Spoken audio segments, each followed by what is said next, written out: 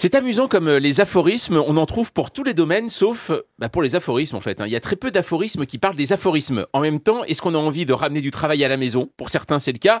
Bonjour Jean-Michel Rive. Bonjour. Vous êtes auteur, metteur en scène, directeur du Théâtre du Rond-Point et vous sortez un livre intitulé Cri. Écrit, vous préférez crier ou écrire en criant? Je préfère écrire. Je préfère écrire et pas forcément en criant. Mais ce qu'il y a d'intéressant souvent, c'est que dans les écrits sortent des cris. Oui, et là par exemple, on voit la forme de l'aphorisme pour vous. D'ailleurs, on imagine que ça doit être difficile déjà à écrire.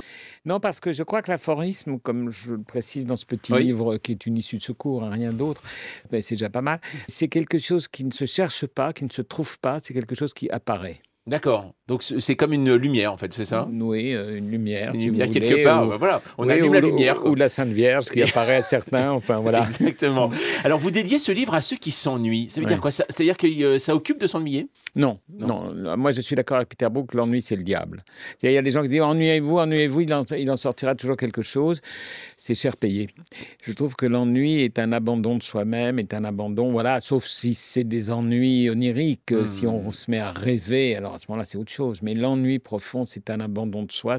C'est quelque chose qui est proche je trouve, de la pétrification. On devient une espèce de pierre ou un poisson qu'on était au début. Alors, pourquoi finalement vous dédiez ce livre à ces personnes-là? C'est-à-dire pour les sortir de leur ennui ou au contraire pour dire que votre ennui peut être créatif aussi? Non, Quelque part. plutôt pour les faire réagir, voilà, pour leur dire, voilà, tout n'est pas foutu, lisez ce petit. Je le dédie aussi à une autre catégorie très importante. Je le dédie aussi aux gens qui n'aiment pas lire. Oui, tout à fait. Oui, Oui. c'est comme une espèce de steak que j'offre à des végétariens.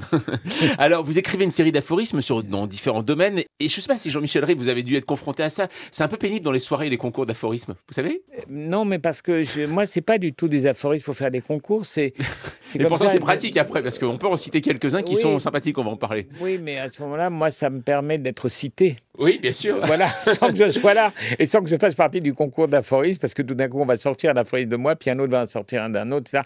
Non, c'est...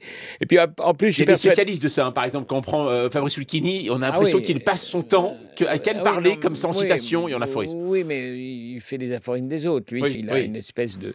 Il a 2 dictionnaires Lagarde et Michard dans les poches et il sort, c'est de la culture en boîte, quoi.